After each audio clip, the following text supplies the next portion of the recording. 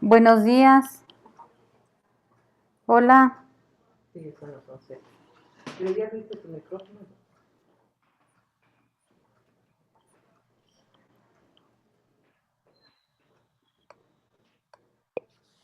Bueno,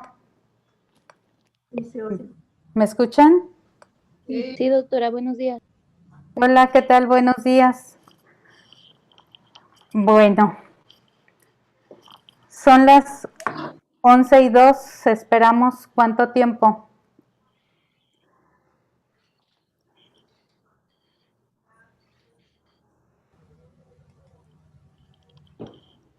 Empiezo a las 11:55.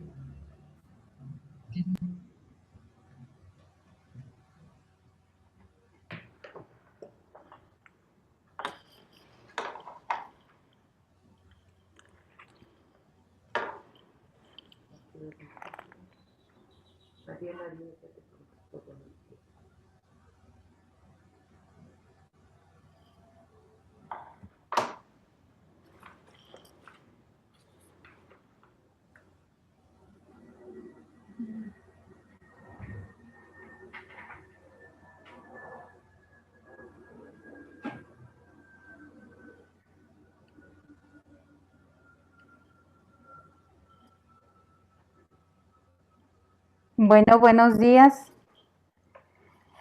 El día de hoy nos tocó la sesión de neonatología al servicio de seguimiento pediátrico con mis invitados, la psicóloga María de la Paz Conde Reyes, María del Pilar Ibarra Reyes, el doctor Braulio Ríos, que lamentablemente en este momento se encuentra en urgencias con un bebé. Entonces, la presenta Marilyn López López, R5 de neonato, y su servidora va a coordinar esta sesión. El objetivo de la sesión es los factores que afectan el coeficiente intelectual y el neurodesarrollo. No sé si revisarían el caso clínico, pero se trata de una mamá de 21 años, donde aquí lo más importante es que, bueno, ella tiene 19 años de edad, vive en unión libre, no tuvo control prenatal, llegó al servicio de urgencias de manera urgente por preeclampsia y como antecedente de importancia es que tuvo un cuadro de hepatitis viral 2 años antes de embarazarse. Llegó por preeclampsia, se le hizo cesárea el 3 de enero del 2003 y pues fue un embarazo gemelar, el cual las dos fueron niñas. La gemelo número 1 nació a las 15:42, un Apgar de 8,9 con un peso de 1,700 gramos y pasó a la UCIREN sin ningún problema. La gemelo 2 fue igualmente una niña con un Apgar de 1,240 gramos, donde ya vemos una desventaja de 460 gramos de una manera muy importante y bueno, ella ingresó a la UCIN.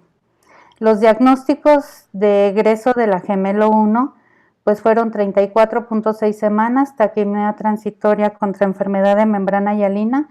Ella estuvo en CIPAP menos de 24 horas, hija de madre preeclámpsica con una estancia hospitalaria de 20 días y el diagnóstico de la gemela 2 que ingresó a UCIN se agregó el ser hijo de posoperado de atresia esofágica a su egreso, que afortunadamente hablando del evento quirúrgico le fue muy bien. Ella nada más estuvo intubada en el momento de su cirugía, después pasó a CIPAP y también nada más afortunadamente menos de 24 horas. Presentó neumonía, apneas, un neumotórax derecho pequeño que no ameritó más que del aporte de oxígeno y ella estuvo con una estancia hospitalaria en la UCIN de 9 días y en la UCIREN de 26. En cuanto a la evolución clínica del seguimiento pediátrico a los 12 meses de edad gestacional corregida, tenemos que las dos gemelas, tanto la 1 como la 2, su exploración neurológica de Amiel Tizón fue exactamente la misma. En cuanto al peso, pues sí hubo una velocidad de crecimiento baja, pero sí la hubo. Y al año las tenemos a la gemelo 1 con 7,300 gramos la 1 y 6,060 gramos la 2. Y vemos ya aquí en la valoración de Boita que sí hubo una diferencia. La gemelo 1 fue normal, mientras que la gemelo 2 apenas tenía las reacciones del desarrollo presente. La valoración neuroconductual vemos que para la 1 fue normal, mientras que para la 2 solamente no gateaba y solo tenía balanceo en 4 puntos. La valoración de Bailey a los 12 meses vemos que para la 1 fue normal, mientras que para la 2 estaba baja. Me gustaría que un R4 me contestara qué opina del perímetro cefálico de ambas niñas. R4.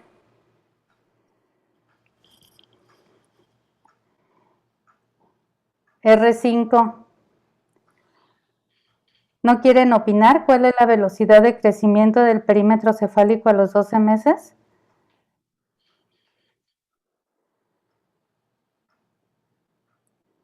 ¿No desean participar, chicos?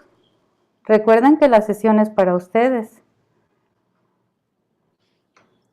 ¿Alguien me puede decir qué son las reacciones del desarrollo? ¿Cuáles son? ¿No? Bueno, entonces, trabajo social siempre nos reportó que hubo una buena dinámica familiar y solamente durante el primer año tuvieron dependencia económica de la familia paterna.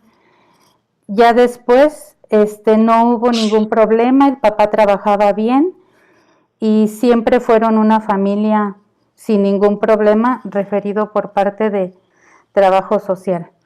A los 2 años, por parte de pediatría, pues hubo una exploración física normal en ambas, vacunas completas, y se les envió al DIF, a la 1 por problema de lenguaje y a la 2 por problema de lenguaje y baja formación de arco que ameritaba de ortopedia. Fueron evaluadas y sí fueron, los papás fueron sin ningún problema y vemos que estimulación neuromotora igual ambas, gemelas normal, la audición normal para las dos, pero ya vemos igual un retraso de lenguaje importante en ambas gemelas. Y vemos el Bailey 2 a los 2 años, como ya la gemela 2, en cuanto a la escala mental, empieza a descender. A los 4 años, pues igual, vemos que en el servicio de estimulación se encuentran bien problemas de coordinación gruesa y fina normal, pero siguen con problemas de lenguaje. Y vemos que la gemela 1 tiende a imitar a la hermana y vemos que la gemela 2 pues sigue en terapia de lenguaje por dislalias, por sustitución y omisión de palabras. Y si nos vamos a la prueba de Stanford-Binet, pues vemos que ya empieza a haber ahí una diferencia, aunque están normal las dos, es más baja la gemela 2 que la 1. A los 6 años, pues sí, ya vemos que la gemela 2 se nos desprende definitivamente, en donde ya tiene problemas para formar cuadros, los forma, pero sin ningún modelo, los trazos de figura geométricos, ya vemos que estimulación nos dice que se encuentra a nivel de 4 años y nos pone ahí en el expediente riesgo de aprendizaje. El Servicio de Comunicación Humana nos dice, bueno, que hay fallas evidentes para el lenguaje, para algunas palabras. Y si ustedes observan el Stanford-Binet de la gemela 2, pues vemos que ya el razonamiento verbal y la abstracción visual empiezan a disminuir y su global es de 89. ¿Algún residente le gustaría opinar cuál es el coeficiente normal?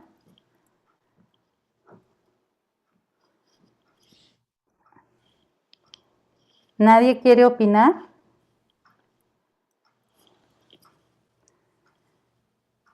es importante que participen y que opinen, si no de lo contrario, ¿cómo vamos a hacer dinámico esto?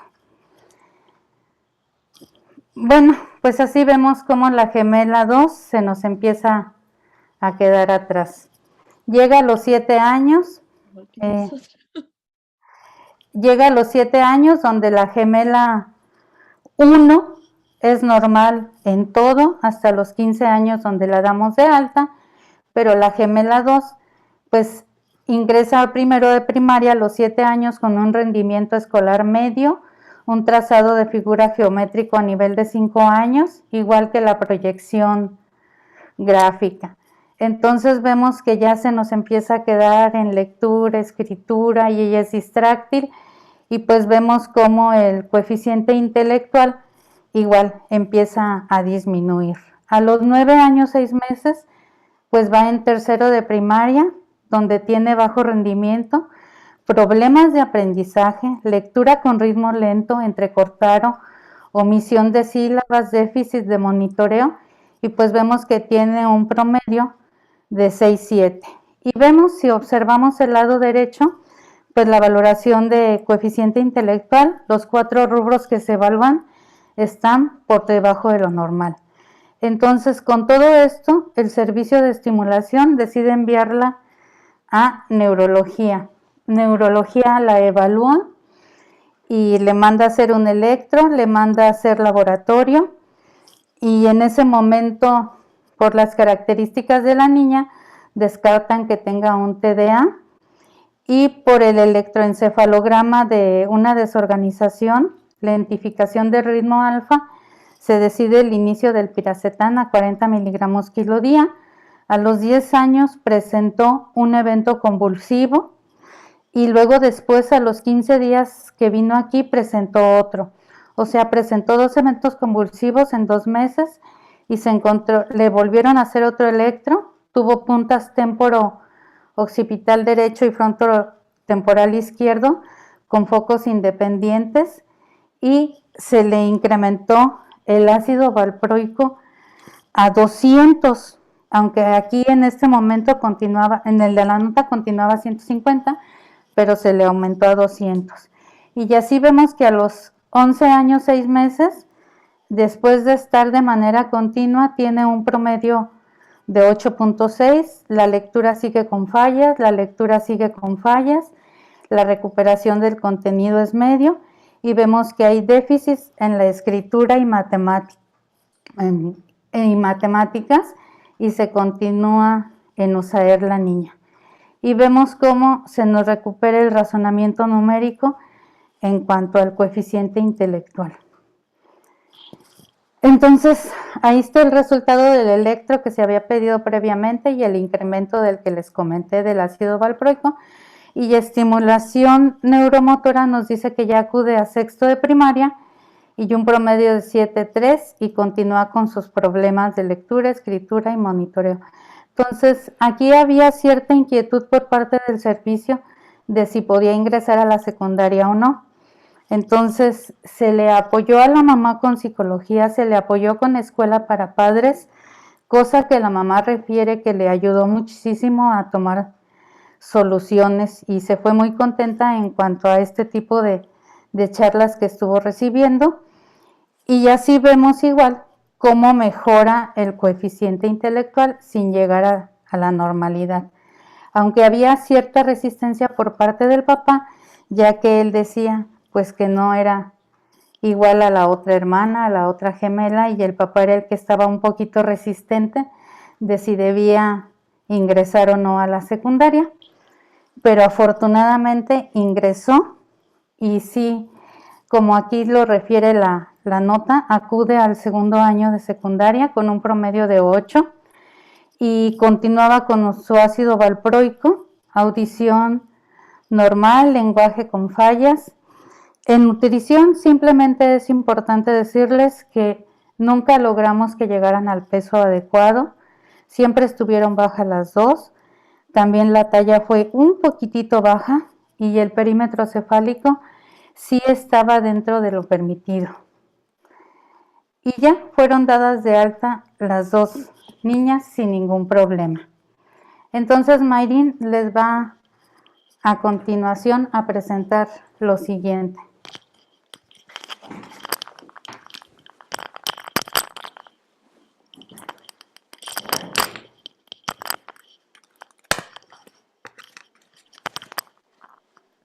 Buenos días a todos. Bueno, ahora vamos a hablar de los factores como tales que afectan el coeficiente intelectual y el neurodesarrollo. Vamos a recordar que el neurodesarrollo pues va a ser un proceso en el cual el objetivo pues va a ser la forma en que el ser humano se va a desarrollar con el ambiente o el entorno que lo rodea.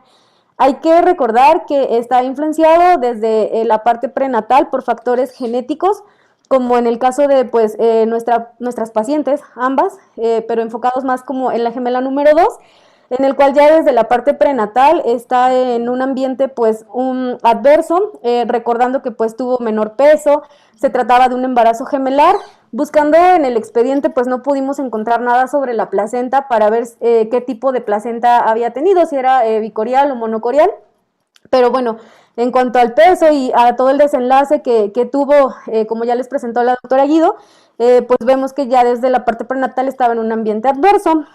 Para la parte igual, tanto prenatal como postnatal, es importante recordar que pues el ambiente también va a influenciar el neurodesarrollo, desde la parte de si la mamá consume o no tóxico, el estado nutricional de la madre y posteriormente pues del paciente, del recién nacido y en la infancia, si está sujeto o no a situaciones de estrés o situaciones de violencia en casa, y que pues también las relaciones que va a estar pues presentando en casa también nos van a ayudar para fortalecer o impactar de forma pues positiva o negativa para dar el resultado del neurodesarrollo que va a tener nuestro paciente. Hay que recordar que pues es un proceso dinámico que, como ya les había dicho, pasa por etapas críticas desde la etapa intrauterina y los primeros 1000 días que después del nacimiento, que estaba compuesto por diferentes etapas y las cuales pues se van superponiendo unas con otras, recordar pues que inicia desde la proliferación neuronal, la laminación, la migración y pues posteriormente la mielinización, que concluye en la etapa de la adolescencia. Pues recordar también que el objetivo del neurodesarrollo pues va a ser como tal la maduración del sistema nervioso y el desarrollo de las funciones cognitivas. Es importante pues recordar que el desarrollo motor va a involucrar todas las actividades motoras que nos van a permitir tener un adecuado control postural para poder tener desplazamiento y destreza manual. Y que aquellos trastornos que afecten esta parte del neurodesarrollo pues nos van a dificultar adquirir las habilidades motoras y pueden causar detención o regresión de estas. En cuanto al desarrollo sensorial, pues va a ser la forma en que nosotros nos vamos a comunicar con el ambiente a través de los sentidos, recordando que pues la principal información se da a través del sistema auditivo y también visual. Y pues van a ser la base del desarrollo cognitivo-motor y cualquier carencia de estímulo en cualquiera de los sentidos pues nos va a afectar para poder lograr un desarrollo motor adecuado, también un desarrollo emocional, mental, afectivo y social.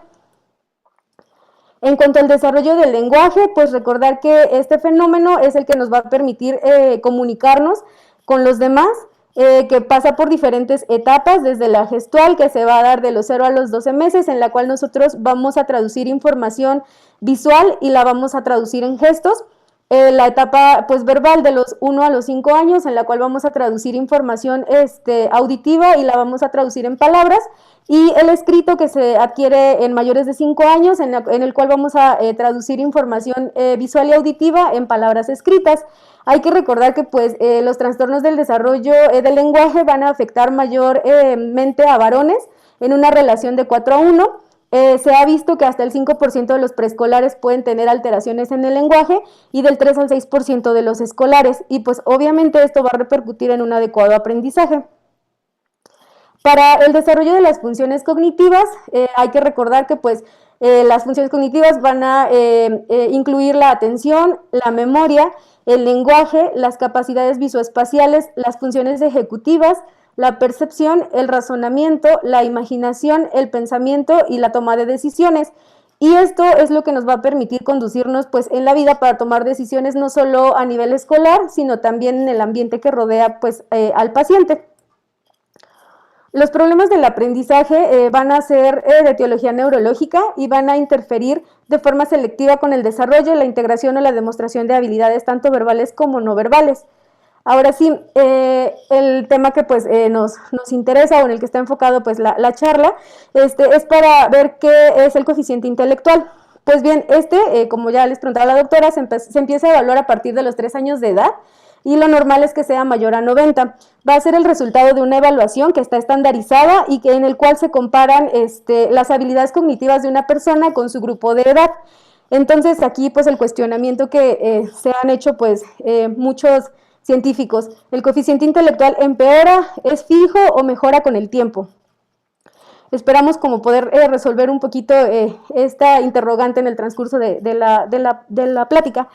Entonces, los factores que afectan el coeficiente intelectual respecto al ambiente que rodea al individuo, pues nos van a decir que para tener un puntaje alto, la educación materna se ha estudiado que puede incrementar el coeficiente intelectual hasta 14 puntos.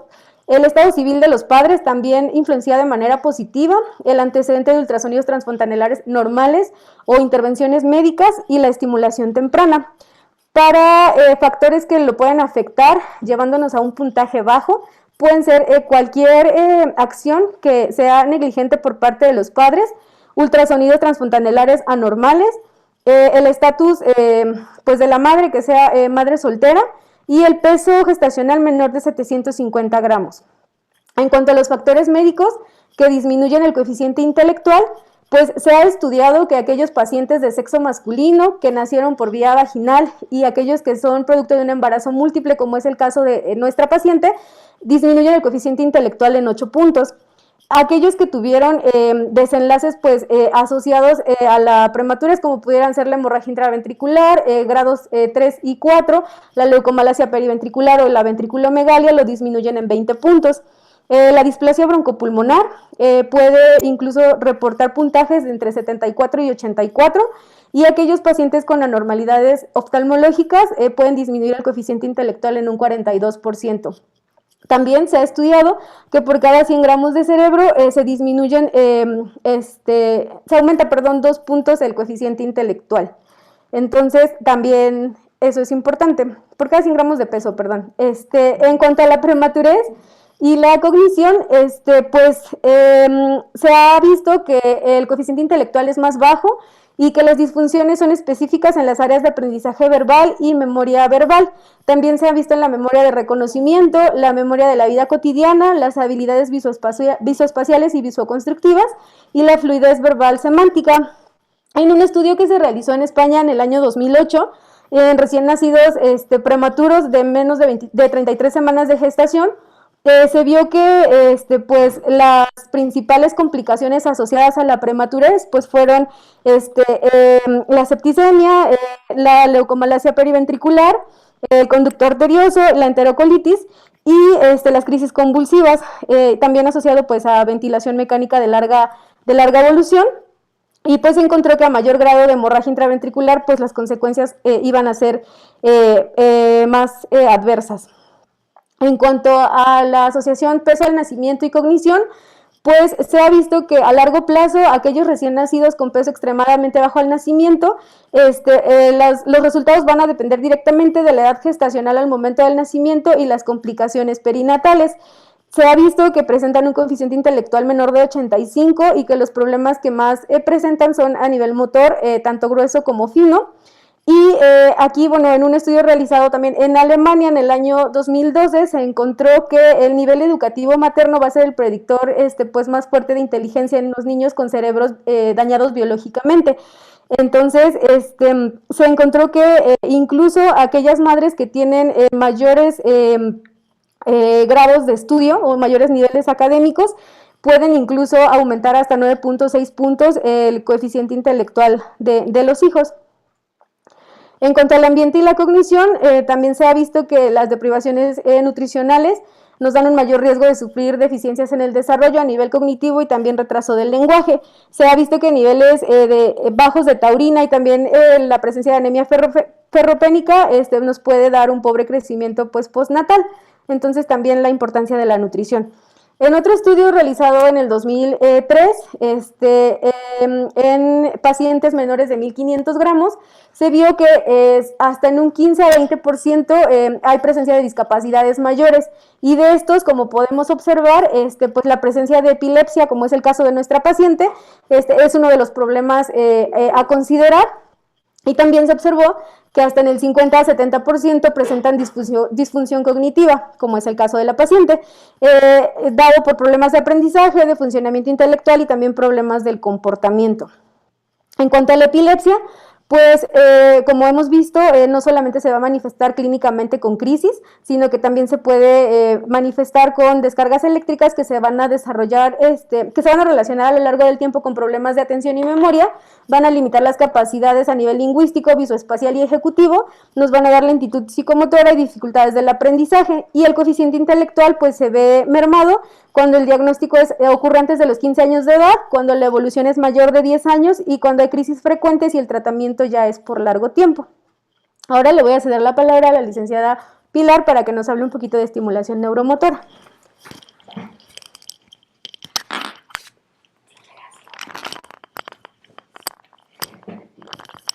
Hola, buenos días. Bueno, antes que nada presentarme, yo soy la licenciada María del Pilar Ibarra Reyes, precisamente presentarme para los R4 que no me conocen porque no han tenido la oportunidad de rotar por seguimiento pediátrico y que rotaban primero pues, en mi servicio. Entonces, la idea es que sepan qué hacemos en el servicio de estimulación neuromotora, donde dentro del seguimiento pediátrico el objetivo es precisamente la detección e intervención temprana del niño de alto riesgo. Entonces, durante esta vigilancia nosotros hacemos evaluación, detección e intervención temprana del niño de alto riesgo con el enfoque neuro y psicomotor. ¿Por qué esta diferencia? Porque en el aspecto neuromotor lo que vigilamos es precisamente la adquisición de habilidades motoras básicas, del que el niño logre el control de cabeza, sentado, gateo, bipedestación y marcha independiente como indicadores de independencia motora. Y ya esta independencia motora nos va a permitir accesar a lo que serían los indicadores de desarrollo psicomotor, que sería precisamente la integración del movimiento con una concientización del niño sobre su potencial motor. Y entonces vamos a ver que ya tiene esta independencia motora y le permite acceder a nuevos aprendizajes o nuevas habilidades, donde vamos a observar, evaluamos también lo que es la evolución del esquema corporal. Recordemos que el cuerpo es el primer elemento de aprendizaje del niño y que a través del cuerpo va a ser el acceso que le va a permitir llegar a aprendizajes hasta académicos, y que para que el niño logre tener un adecuado desempeño de funciones ejecutivas debe tener primero un buen control corporal. Entonces evaluamos durante esta estancia del niño en el servicio de estimulación la integración del esquema corporal y la proyección gráfica del mismo, cómo se desarrolla este control motor y la lateralidad, que aunque regionalmente pensamos que la lateralidad solo es el dominio de uno y otro lado de nuestro cuerpo, en realidad la lateralidad tiene un componente muy largo. ¿Por qué? Porque nos va a permitir acceder a toda la que es la información gráfica y poder simplemente integrar la escritura en un sentido normal. Por eso cuando en este servicio hacemos también la vigilancia de lo que es la integración de habilidades académicas como resultado precisamente de este desarrollo cognitivo en el niño. Entonces, al observar la lateralidad, después vemos cómo es el proceso de integración de la escritura y la lectura, que nada más como información para ustedes, porque antes de ser neonatólogos son pediatras, y yo siempre he pensado que como pediatras ustedes deben tener como un bagaje muy fuerte y muy sólido de lo que es el desarrollo infantil, porque son el primer contacto de los padres y del niño. Y si ustedes saben muy bien lo que es el desarrollo y saben muy bien identificar aquellos patrones inadecuados para intervenirlos tempranamente, y no nada más hablamos de un problema serio, sino simplemente estos chiquitos que se tardan en hablar, que se tardan en en realizar ciertos aprendizajes tan sencillos como el utilizar las tijeras, la adecuada utilización de la pluma para escribir, le va a permitir al niño poder tener un adecuado acceso de la información en el aprendizaje. Entonces, ay, se salió la presentación, ya la volvemos a meter. No, ahí va, ya. Ya, perdón, fallas técnicas. Y entonces, decíamos, el control motor, la lateralidad, va a recaer precisamente en el proceso de integración de la escritura y la lectura. Les decía yo, nada más como una información para ustedes. Cuando tengamos algún pequeñito que empiece a escribir invirtiendo letras, ¿qué es lo primero que dice la mamá? Tiene dislexia. ¿Qué es lo primero que dice el maestro? Tiene dislexia. Y entonces van y se recargan en el pediatra, y el pediatra que dice, tiene dislexia. No forzosamente. ¿Por qué? Porque en el proceso de aprendizaje de la lectoescritura hay un proceso normal o un periodo normal de dislexia fisiológica. Todos los niños cuando están aprendiendo a leer y escribir, que es en este proceso entre los 6 y los 8 años, es normal que hagan estas inversiones. Pero después de los 8 años ya no deben invertir. ¿Por qué? Porque ya tienen dominada su lateralidad. Si el niño no tiene un buen proceso de lateralidad, entonces sí va a persistir esta inversión. Por eso es importante que ustedes como pediatras conozcan un poquito esta evolución. Y entonces, ya cuando nuestro pequeñito sabe leer y escribir, vamos a ver su desempeño global académico, que recuerden, una cosa es una habilidad académica y otra cosa es una habilidad cognitiva. El niño necesita un adecuado bagaje mental y cognitivo para acceder a la academia. Y entonces, ¿qué hacemos en el servicio de estimulación neuromotora? Los 2 primeros años de la vida hacemos la vigilancia de la adquisición de lo que son las habilidades motoras básicas. Mis queridos R5 que ya me conocen, que saben que yo siempre les pregunto sobre las habilidades motoras básicas, que serían el control de cabeza, el rodeo, el sentado, la bipedestación, el gateo y la marcha independiente. Y entre estas hay adquisiciones tan significativas que debemos vigilar, como lo que es la permanencia del objeto del niño, como es la transferencia de los objetos, como es la elaboración de la pinza fina, como es la dominancia de un instrumento y la independencia y la adecuada ejecución en los diferentes ambientes, que eso lo vamos vigilando los 2 primeros años de la vida a través de diversos instrumentos. Uno es la escala de reacciones posturales de Boita, que es un instrumento alemán. El autor es Checoslovaco, que vivió mucho tiempo en Alemania, y evalúa lo que es la reactividad postural a través de la vigilancia del tono activo. ¿Qué va a buscar ese instrumento? Conocer la evolución de las reacciones posturales, es decir, del control de la gravedad, primero que el niño va a presentar un tono o una postura progravitacional, hasta que logra la postura antigravitacional, cuando logra la bipedestación.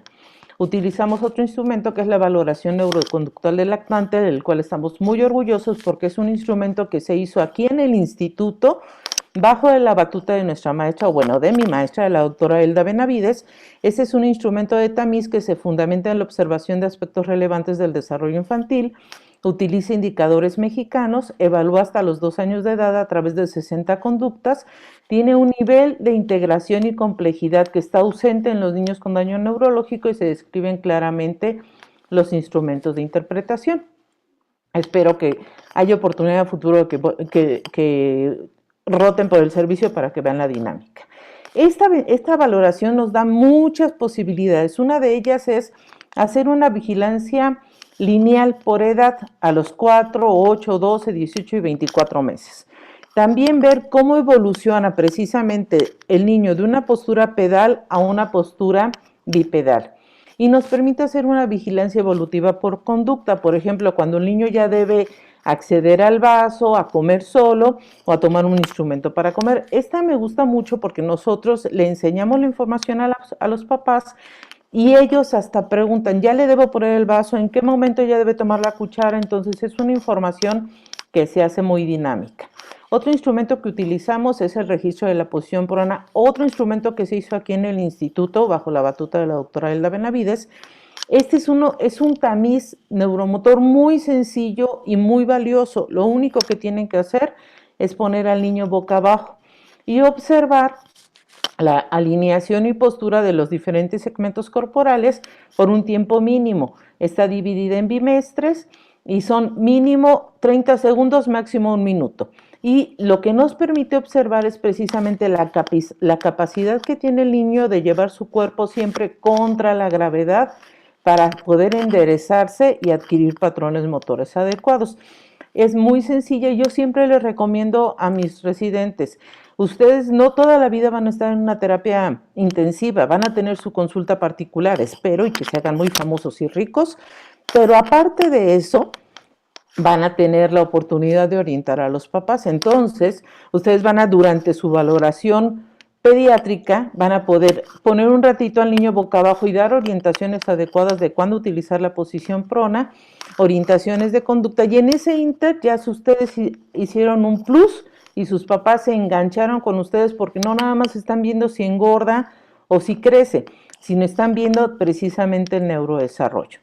Después de que el niño camina, a partir de los 2 años, evaluamos precisamente aspectos ya más específicos del desarrollo psicomotor, la integración de la lateralidad, los diferentes tipos de motricidad, tanto fina como gruesa, equilibrio y la integración del esquema corporal. Vemos específicamente lo que es la evolución de las habilidades manuales. Recuerden que la mano es la herramienta que nos distingue de los animales. Entonces, a mejor utilización de la mano, mejor integración simplemente de la escritura y de estas habilidades o de estas funciones ejecutivas. Y vamos observando en los niños cómo se va integrando precisamente la dominancia hasta lograr los 3 puntos de apoyo. Veamos observando cómo va el niño tomando el instrumento para poder ejecutar la escritura. Y durante esta evolución, cuando teníamos la oportunidad de hacerlo hasta los 15 años, veíamos, observábamos, evaluábamos, cómo se iba estructurando precisamente la integración de las sensaciones que iban a repercutir en el desempeño motor, en la adquisición de habilidades motoras. Después, estas habilidades motoras, cómo le permitían al niño acceder a diferentes tipos de informaciones, hasta llegar a conductas adaptativas que le iban a permitir tanto el aprendizaje académico como la independencia personal. Esto es importante porque este último proceso se va estructurando desde el nacimiento, pero se maximiza y se completa entre los 7 y 9 años de la vida, es decir, en el momento en que el niño requiere mayor información escolar para su aprendizaje.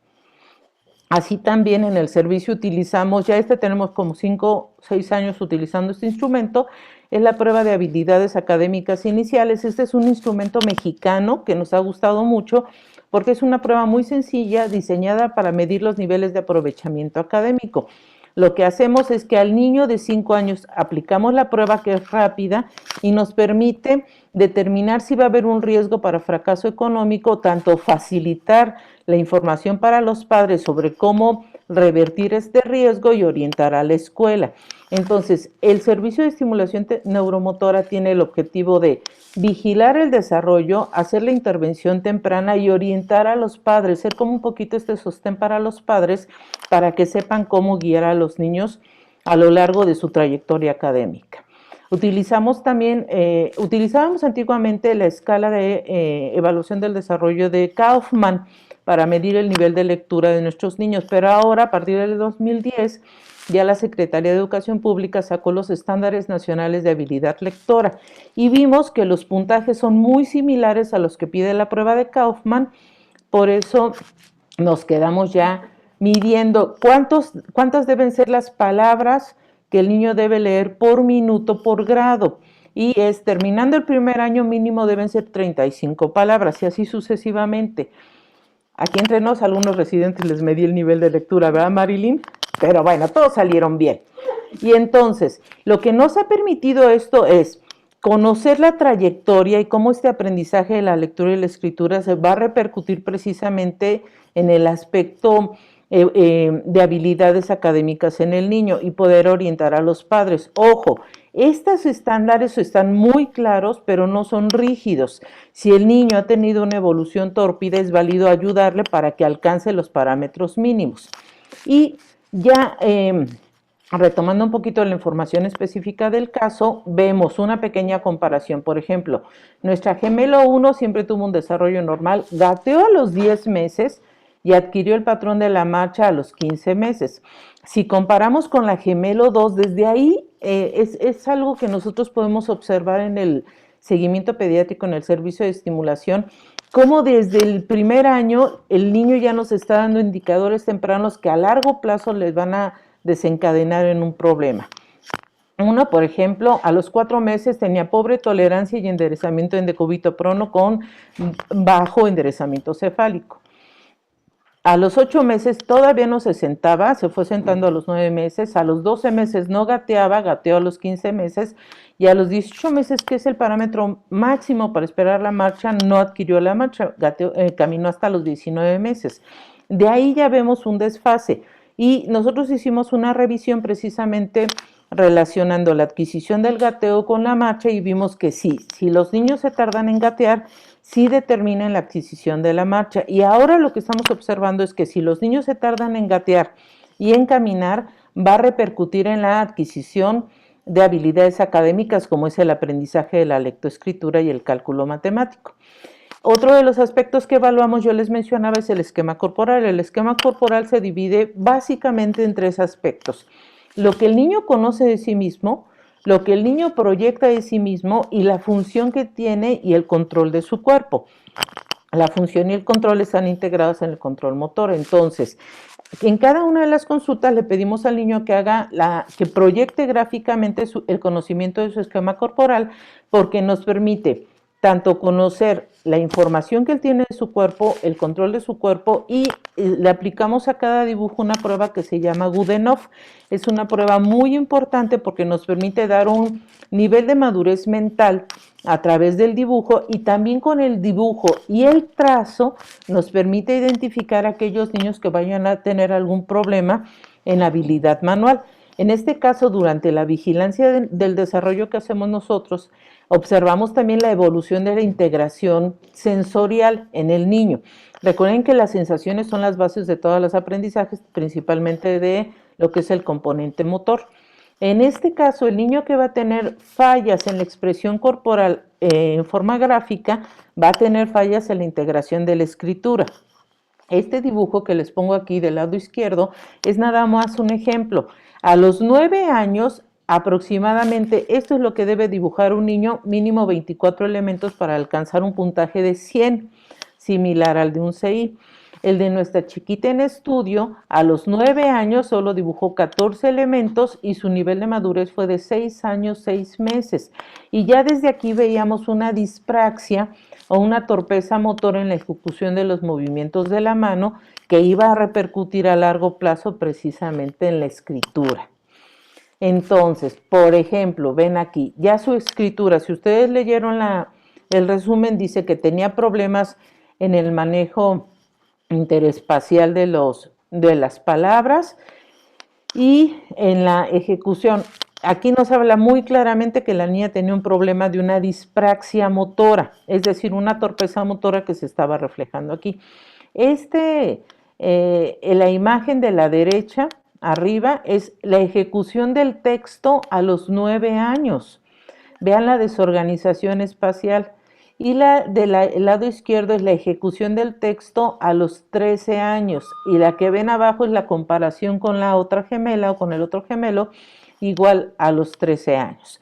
Entonces, lo que esperamos es que el maestro haga esta identificación, pero como no todos los maestros pueden por la cantidad de trabajo, nosotros en seguimiento, desde que el niño inicia en el jardín de niños lo que son las habilidades preescritura, vamos identificando estos patrones y vamos orientando a los padres sobre cómo trabajarlos en la casa o cómo organizar este trabajo para que no haya tanto impacto. Como vieron también en la nota, la niña iba a apoyo de USAER, que son unidades de educación especial a nivel primaria, y tenían el apoyo. Y como vieron, se sospechaba si la niña iba a tener la capacidad de ir a la secundaria, se sugería una telesecundaria porque tienen un buen componente, aunque ahorita todos los niños están en teleescuela en todos los niveles. Y se vio que a pesar de todo este desempeño, la niña podía cursar la secundaria y seguir con el apoyo de USAER. Gracias. Ay, perdón. Ahora va a pasar la psicóloga Maripaz Conde a hablarles de psicología.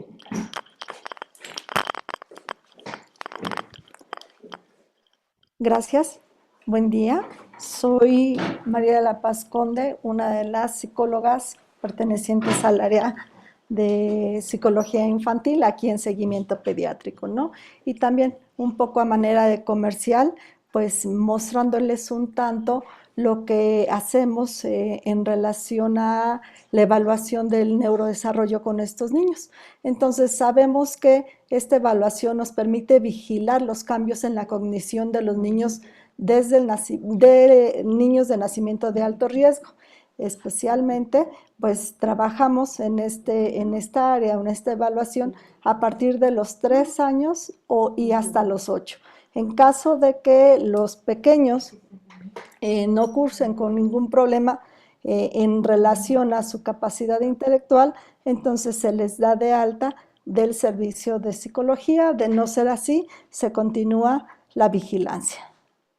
Recapitulando un poco la información que ya les brindaron anteriormente, bueno, vamos a señalar que la inteligencia es la capacidad de resolver problemas, de aprender de la experiencia y adaptarse al entorno. Todo esto, pues, se manifiesta en conductas y hechos que permiten pensar que una persona es inteligente a manera que formula y alcanza sus metas, usa sus fortalezas, corrige sus acciones, se adapta al entorno y utiliza las habilidades creativas, analíticas y prácticas en la vida diaria en todos los ámbitos, ¿no?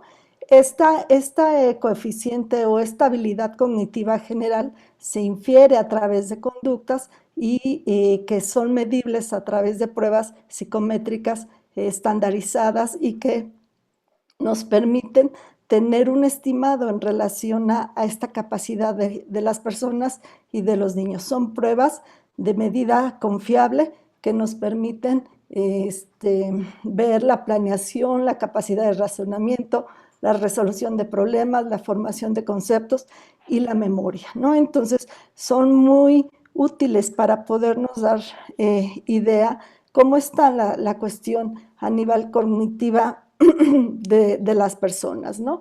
Estos son de manera general los factores que ya se hablaron anteriormente y que influyen en el coeficiente intelectual y que tienen esta situación del proceso cognitivo de los pequeños, ¿no? Entonces, hablaron ya anteriormente de los factores biológicos, específicamente pues en estas niñas o en nuestra población, pues el factor de la prematurez es un aspecto determinante o que puede influir en el desempeño de los pequeños, ¿no? Entonces, esto es algo que nosotros de antemano sabemos que se puede presentar en nuestra población. Los factores familiares y los factores no familiares en relación a la calidad en todos los sentidos que rodea a esta familia o al sistema familiar, como puede ser el sistema escolar, la comunidad, las oportunidades que pueden empezar o que pueden tener o al que tienen acceso estas poblaciones o esta población o nuestros niños, ¿no? Y quisiera ahondar un poquito más en función a los factores familiares. Se habló anteriormente en relación a la educación de los papás y esto pues tiene que ver con el manejo que los papás hacen del lenguaje, cómo pueden estimular ellos a través de los conceptos, de libros, de juegos, de material didáctico o material especial, cómo se va a estimular a este pequeño en la familia o dentro de la familia. Otros factores son importantes también, es el nivel socioeconómico. Y este factor, pues sí, en algún momento esta familia reportaba estas complicaciones en el área económica, ¿no?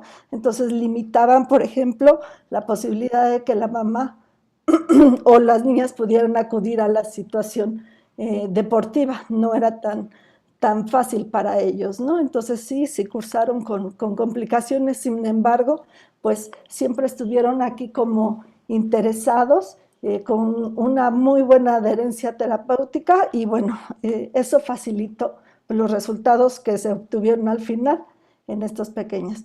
También otro factor importante es el interés de los papás, la calidad de la atención, independientemente del nivel socioeconómico, pues la cuestión de que los papás estén atentos al desempeño de los niños es algo que definitivamente ayuda, ¿no? a estos pequeños. Y entonces, pero en función a un tema que también nosotros hemos observado en nuestra población, es el estilo de crianza. La crianza es algo que nosotros observamos, limita, por lo menos en nuestra población, mucho del desempeño de los pequeños, ¿no?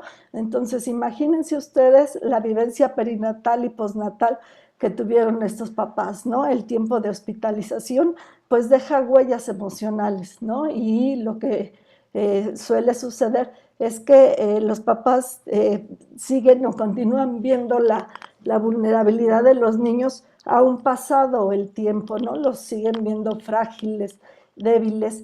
Y bueno, esto sucedía mucho con la gemela 2 en relación de que la mamá siempre la reportó como la gemela frágil, la gemela que más enfermaba, que necesitaba más apoyo. Entonces, esta percepción que ellos tienen, pues genera que los papás hagan y se manejen a través de conductas sobreprotectoras. Todo esto pues es un síndrome que nosotros conocemos como el síndrome del niño vulnerable, ¿no? Entonces se habla de las secuelas emocionales de los papás en función a lo que vivieron y que puede estar limitando a los pequeños, ¿no? Entonces la sobreprotección es algo que limita de una manera constante a nuestros pequeños, lo notamos en el momento de la evaluación. Es muy usual, muy común que los papás intenten ayudarle a los niños, quieran contestar por ellos, no permiten que se esfuercen, no permiten que utilicen sus capacidades al 100%, ¿no? Y entonces a veces el comentario de ellos mismos es que se sorprenden en las respuestas que dan los niños. Dicen, yo no sabía que mi hijo podía hacer eso. Yo no sabía que mi hijo manejara ese concepto. Entonces, los niños sorprenden a los papás y ellos en realidad son los papás los que tienen esta distorsión al creer que los niños puedan estar limitados eternamente en todo su desarrollo, ¿no? Entonces, bueno, pues esto genera usualmente problemas en el comportamiento de nuestros pequeños y que, bueno, esta crianza o esta conducta de los papás, pues lo que hace es reforzar los problemas que nos vienen a reportar, ¿no? Porque los niños crecen, se tienen que ir a la escuela y se tienen que adaptar al medio y usualmente eso ya es una tarea difícil para los pequeños y bueno, empieza la presión social, la presión escolar y bueno, es una situación media complicada, ¿no? Entonces, en función al caso, lo que habría que resaltar en este sentido es que hablábamos de una gemela en donde no cursó con problemas de desarrollo, estuvo bien, no tuvo ningún compromiso a nivel intelectual, pero pues era todo lo contrario la gemela 2, ¿no? En donde los papás sí veían la clara diferencia. Ahí en casa estaba la situación muy evidente de la diferencia entre ellas y pues por supuesto esto era muy difícil de manejar para los papás y para las propias niñas, ¿no? Entonces esta sobreprotección llegó a tal punto que en el momento en que la pequeña convulsiona la primera vez a los 9 años o 10, no recuerdo, pues la regresan a la cama, ¿no? Se va a la cama a dormir nuevamente con los papás porque pues el miedo, el temor a que pueda suceder algo es algo que los invadió nuevamente, ¿no? Entonces se reactiva nuevamente esa situación emocional difícil que vivieron en su momento y pues se vuelve una situación de mayor sobreprotección. La mamá siempre refirió abierta y claramente que esta niña, la gemela 2, estaba sobreprotegida por todos, por ellos, por la familia extensa, ¿no? Entonces, pues esto creemos puede estar limitando de muchas maneras la situación de avance en las pequeñas, ¿no? Y especialmente en la gemela 1. Entonces, ¿qué sucedió? Pues finalmente se detecta un coeficiente intelectual sin alteración en la gemela 1, por lo tanto, pues se le da de alta. Era una chica que cursó muy bien su educación escolar de la primaria, con buen desempeño, a veces brillante y con muchas diferencias en función al manejo de la información y del aprendizaje en relación a su hermana, ¿no? Y pues ella se va de alta sin mayor complicación y la gemela 2 empieza a tener estos problemas en el rendimiento académico y que pues se hacen más evidentes las fallas en el CI en función a los requisitos escolares que se van presentando, ¿no? Entonces, todo esto evidentemente ponía a la niña en desventaja respecto a los niños de la misma edad. Y finalmente, pues sabemos, y todos sus resultados nos pueden ir indicando que hay fallas en las capacidades o en funciones cognitivas más específicas, como pueden ser las funciones ejecutivas. De tal manera que se decide la interconsulta neurológica y se sugiere el apoyo psicopedagógico dentro de la escuela y también se le brinda la posibilidad a los papás resuelven poder atenderla o apoyarla en este sentido del aprendizaje a nivel particular. Entonces, unos papás muy preocupados y muy interesados en que la niña subiera o estuviera mejor en su desempeño, ¿no? Aquí en esta tabla ustedes ven de una manera muy clara, remarcados en color negro, pues aquellos puntuaciones en donde la niña no rinde a nivel promedio. Todo lo oscurito que ven ahí en negritas, pues son los indicadores de que la niña no alcanzaba un nivel promedio. En función al CI global, ustedes pueden ir viendo que hay fallas de sutiles a muy significativas en su desempeño en el transcurso de los años, ¿no? De tal manera que a los 7 años pues empieza a tener un decremento que la sitúa en un rendimiento por abajo de lo normal, ¿no? La doctora Martina preguntaba cuál era el rango para poder considerar una inteligencia normal. Las pruebas más o menos coinciden en este rango, en este puntaje o en esta puntuación, y va en nuestro caso, que utilizamos la escala de inteligencia Stanford-Binet, va de 89 a 110. Entonces, a los 7 años, esta pequeña ya nos está dando información de que está decrementando su habilidad cognitiva, ¿no? Y bueno, pues a los 9 años, que creo que coincide mucho o coincide con la presencia de la situación neurológica, la epilepsia, pues se nos va hacia abajo esta pequeña de una manera muy, muy significativa, y a los 11 pues se recupera. Sin embargo, en la última evaluación nos da un resultado pues equivalente también a por abajo del promedio, ¿no? Entonces, las dos áreas que se ven más comprometidas en esta pequeña es la de razonamiento verbal y la de razonamiento abstracción visual. Esta prueba nos permite medir las habilidades de 4 áreas, y esas dos eran las más comprometidas o fueron las más comprometidas siempre en esta pequeña, ¿no? De tal manera pues que nos hacen saber que algo podía estar sucediendo más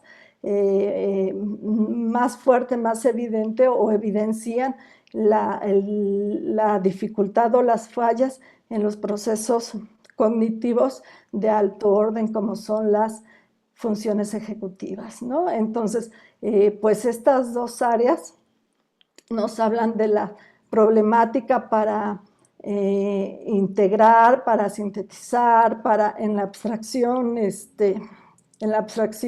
y en las espaciales, las fallas espaciales, y bueno, también pues en la cuestión del manejo de conceptos, de información, todo lo que se necesita para estar en la escuela y para en la vida normal, ¿no? Fuera o adentro de la escuela. Entonces, aquí hay fallas muy evidentes y que nunca se pudieron alcanzar un adecuado nivel, ¿no?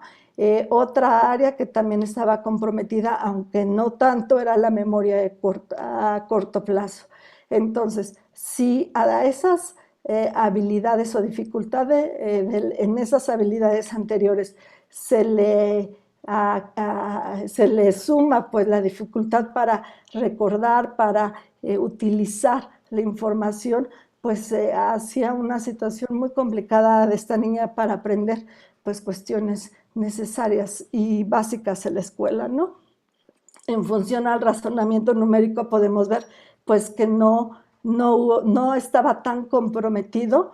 Sin embargo, en la última valoración tampoco logró un desempeño final favorable como el resto de los niños, ¿no? Entonces, bueno, pues todo esto, como ya lo vimos, pues derivó en problemas muy específicos de aprendizaje, ¿no? La adquisición de la lectura, de la escritura, la comprensión, el aprendizaje de las matemáticas.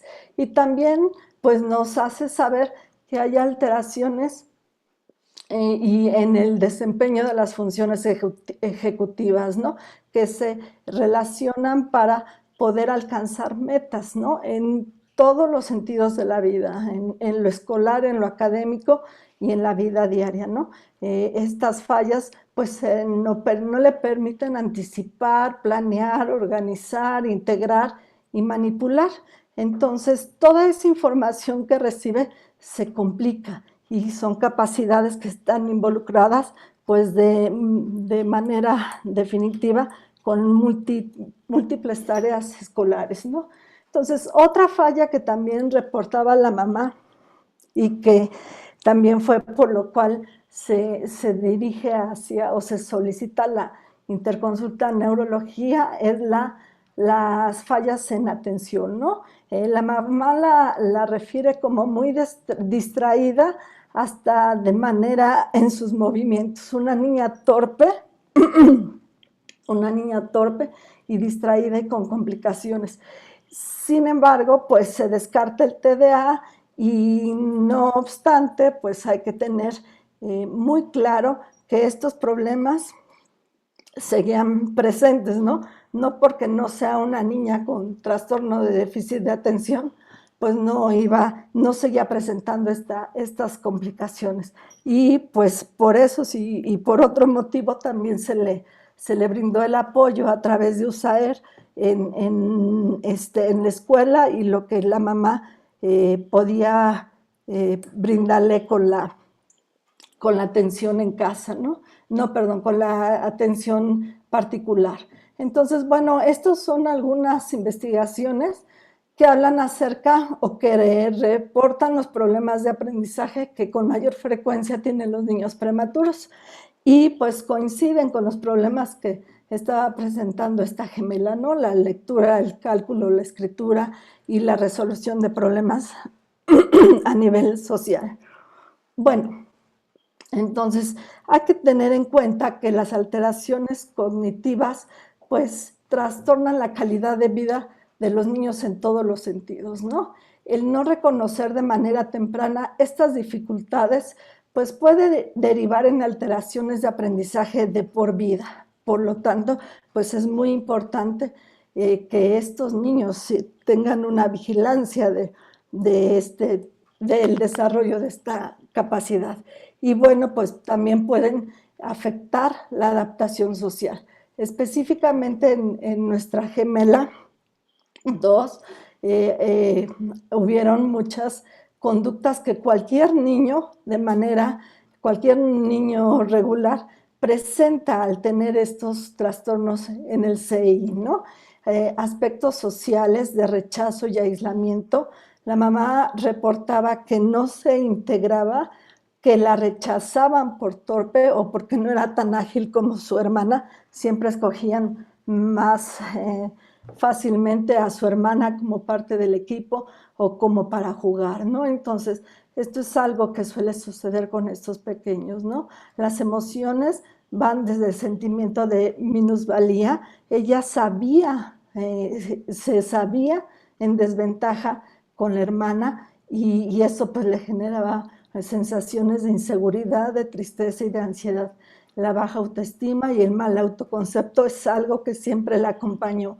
Siempre también le marcaban a nivel familiar esta situación, la diferencia, la comparación con la hermana, y que es una situación que suele ser muy común en la dinámica de crianza de los gemelos, en donde siempre se puede tener un referente y siempre hay uno que puede ser más brillante, otro que puede no serlo, ¿no? A nivel familiar, como ya se los mencioné, la sobreprotección era muy evidente por parte de todos y esta sensación de miedo por la vulnerabilidad física y emocional siempre estuvo presente en los papás y de tal manera que dudaban en el ingreso a la secundaria de esta pequeña, aún con las sugerencias, pues todavía tuvieron que llegar a la aceptación de una manera más, con un trabajo más específico, ¿no? Pero bueno, eran padres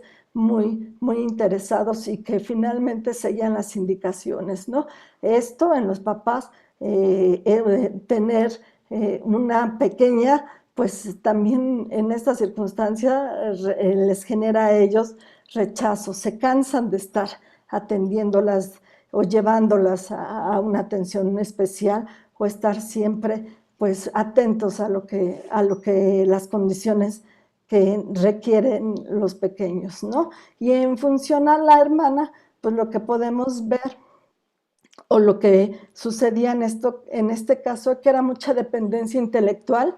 La niña, la gemela 2, evidentemente dependía mucho o se apoyaba muchísimo de la hermana y pues de mucha demanda emocional, ¿no? Entonces, estos sentimientos de desventaja que ella tenía, pues se hicieron manifiestos a través de conductas de competencia y rivalidad gemelar. La hermana, la gemela 1, llegó un momento en que fue agresiva, violenta con su hermana, la rechazaba y finalmente, pues estos temas de conducta, de emociones, hicieron que se canalizaran a terapia de juego. Estuvieron trabajando todos estos temas, se trabajó con los papás y de alguna manera también hubo beneficios en el sentido de la crianza y del manejo de las emociones de esta pequeña, ¿no? Entonces, bueno, finalmente yo quisiera resaltar que la evaluación oportuna del neurodesarrollo permite promover una apropiada estimulación a través del ambiente familiar. En estas niñas eso sucedió, o en esta niña de una manera específica. Se promovió la educación favorable y la asistencia a sistemas escolares especializados, que quizás sin esta orientación hubiera sido un fracaso para la niña el ingreso a una secundaria regular.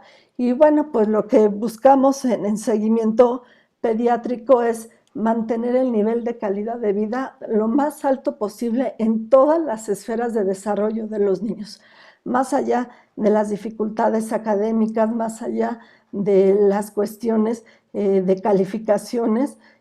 Siempre tenemos que buscar que sus otras esferas, la emocional, la social, la familiar, estén de la mejor manera para estos pequeños, ¿no? Entonces, estas niñas, como todos los niños que pasan aquí a seguimiento, pues reciben una atención integral a través de un trabajo interdisciplinario que nos permite favorecer por supuesto, que esa calidad de vida sea lo más óptimo posible.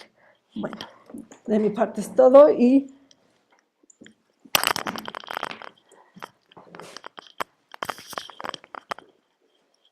Bueno, muchas gracias a mis compañeras por participar con nosotros. Bueno, y para dar la conclusión, solamente les quiero decir algo muy importante. En la historia clínica de ambos gemelos no encontramos las características de la placenta. Es muy importante, por favor, tener siempre todos estos datos, sobre todo en gemelos, si es monocorial, bicorial, biamniótica, monoamniótica, ya que sabemos que todos tienen diferentes riesgos. En este caso tuvimos a nuestra gemela 1, entre comillas, normal, porque aún si vemos esta imagen, el ser receptor, el recibir de más, pues también nos trae sus consecuencias. Y en el caso de la gemela 2, que fue la donante, pues también vemos que puede tener desenlaces negativos hasta la muerte inclusive. Entonces, considerar que desde que nacen vienen con cierta desventaja, como lo vemos aquí, como les dijo Mayrin, por cada 100 gramos de peso incrementa 2 puntos el coeficiente intelectual. En ese estudio hay pocos, es difícil hacer este tipo de estudios por lo largo del seguimiento, más sin embargo hay que considerarlo en cuenta, ¿no? Ya este bebé tenía 460 gramos de desventaja. También hay artículos de China, principalmente, donde nos dicen que si los gemelos son del mismo sexo, van a tener más desventaja a que si son de diferente sexo, e igualmente considerar en la actualidad pues que la epigenética nos dice que los gemelos son los mejores candidatos para estudios, pero vemos que sí, a veces no siempre es así. Entonces es importante la vigilancia de los dos gemelos, aunque uno pese más o otro pese menos, considerando que pues nosotros somos un programa de intervención. El coeficiente intelectual aumenta 3 puntos simplemente por el hecho de pertenecer a un programa de estimulación, claro, con la vigilancia y el seguimiento de todas las indicaciones, como fue el caso de nuestros gemelos, y que ellos fueron dados de alta hasta los 15 años. Entonces, aquí vemos esta imagen donde, pues de acuerdo a Nelson, la maduración del sistema nervioso central pues es hasta la preadolescencia, ¿no? Como lo vemos aquí, las funciones cognitivas hasta los 12, 16 años, que antiguamente pues estos niños fueron vistos hasta los 15. Y aquí tenemos otra imagen de Walker que también nos habla de pues que los niños entre más largo el seguimiento mejor. En la actualidad ya hay muchos estudios de adultos, donde ya tratan principalmente de los que presentaron hemorragia y retraso, donde nos dicen que pues no se recupera, ¿no? A lo largo de la vida y por lo tanto la vigilancia es necesaria. Y pues bueno, ¿por qué escogí este caso? Yo fui la primera sorprendida que un coeficiente intelectual bajo pues desencadenara en una epilepsia. Entonces yo dije, bueno, yo como pediatra aquí, pues qué pasó, ¿no? O sea, ¿qué pasó con este CI? Y pues buscando la información, Mayrin les presentó el artículo donde nos habla que efectivamente los niños con estas características a largo plazo pueden presentar epilepsia, y el artículo es similar a lo que nos pasó, que si se detecta antes de los 15 años, pues el CI va a quedar por debajo, ¿no? Afortunadamente esta nena ha sido vista por los papás, ha sido querida y pues afortunadamente se fue bien, bien, y pues las dos también, ¿no? Pero sobre todo la mamá, referido por trabajo social, muy contenta. De hecho después ya Maripaz no lo comentó, pero ha tenido comunicación con ella y pues al parecer las niñas van bien. Así que muchas gracias por su atención. No sé si alguien quiera comentar algo, si no damos por terminada la sesión.